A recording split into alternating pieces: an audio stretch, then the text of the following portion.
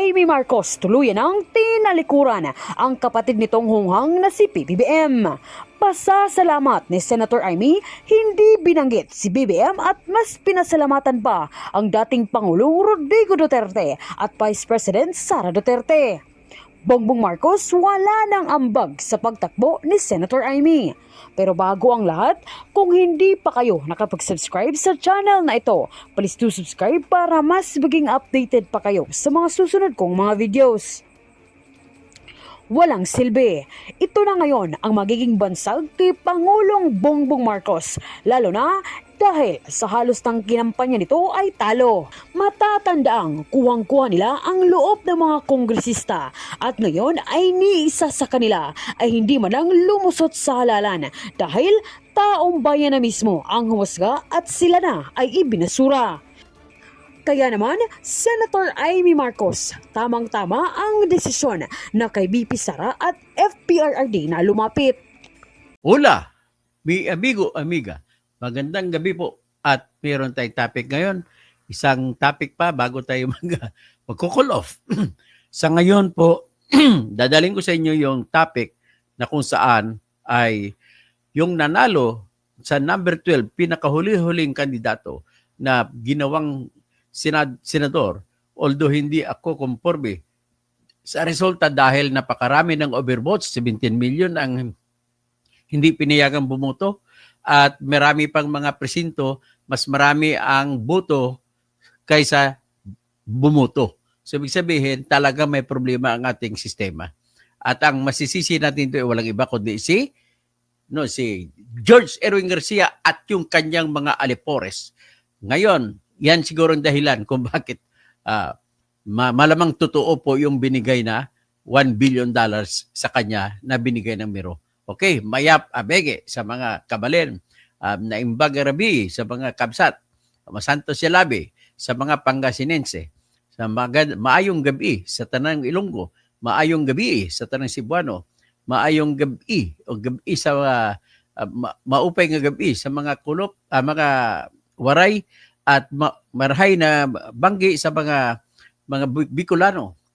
At lahat-lahat sa inyo mapya kagabi sa mga Maranao, ago Maguindanao. Tapos Marayaw Dum sa mga Tausog diyan sa Basilan, Sulu, Tawi-Tawi. Saka sa mga Sambuangueño, Buenas noches. Sa mga Cebuano, maayong gabi. Okay, diretso po tayo. Ito po ngayon ang ating pag-usapan.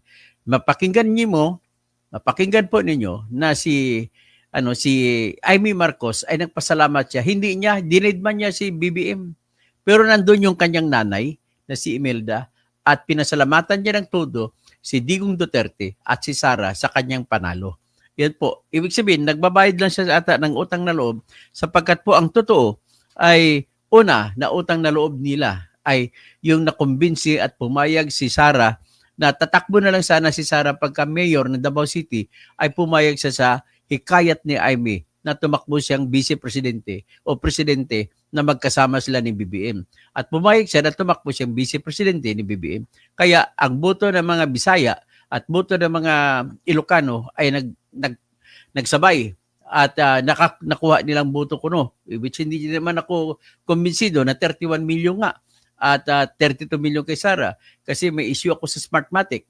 So anyway, what is happening now is I will just present how Amy Marcos delivered her piece na dapat andun si Bongbong Marcos sa tabi niya, andun dapat yung ibang mga si Sandro Marcos na andun sa kanya, yung mga ibang mga kamag-anak niya pero wala. Ang anak niya lamang at saka nanay na si Imelda ang nandun sa kanyang katabi. O pakinggan natin po si Amy. Ng COMELEC,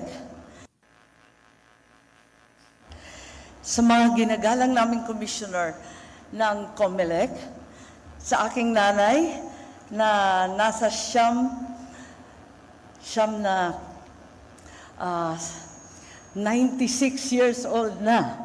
Hindi At siya kasama makabanggit sa Tagalog ng na aking mga anak na kailanman hindi 69. nagduda na ako'y Siyam na mananalo. putanim. Kay Presidente Duterte, ang ating dating Pangulo na Oktubre pa lamang itinaas na ang aking kamay at sa kanyang anak na hanggang sa huling sandali, si VP Inday Sara ay ako'y kinakampanya. Okay ha, yan ang ibig sabihin, marunong siya gumalang ng utang na loob. Hindi kagaya ng iba dyan, si BBM hindi man lang nagbayad ng utang na loob. Para kumita na lang, kasi may vlog tayo dyan na 20 bilyones na wala. Sa inyong lahat ang tagumpay na ito, kahit gaano kailap at kahirap, ay isang katibayan na kapag ikaw ay nanindigan para sa tama, mananalo ka. Hindi nagmaliw ang paniniwala ko sa dunong ng sambayanang Pilipino. Nadama at alam nila ang ibig sabihin ng sakripisyo at prinsipyo at gagawaran nila ito ng suporta at pagmamahal. Mabuhay ang Pilipinas! Ikinararangal kong maging ika-12 sa listahan ang tumapos sa lahat na ito. Salamat sa inyong lahat. Okay ha.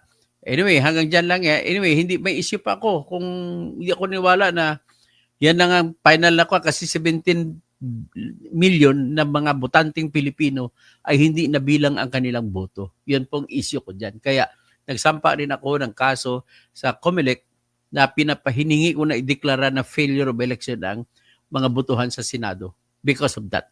At saka hindi ako naniniwala na lahat po na botante na 17 million ay nagkamali sila na sumobra sa 12 ang binoto na senador. At hindi rin ako maniniwala na sinadya nila rin na sumobra sa 12 ang kanilang binoto. Ibig sabihin po na sa makina ang problema.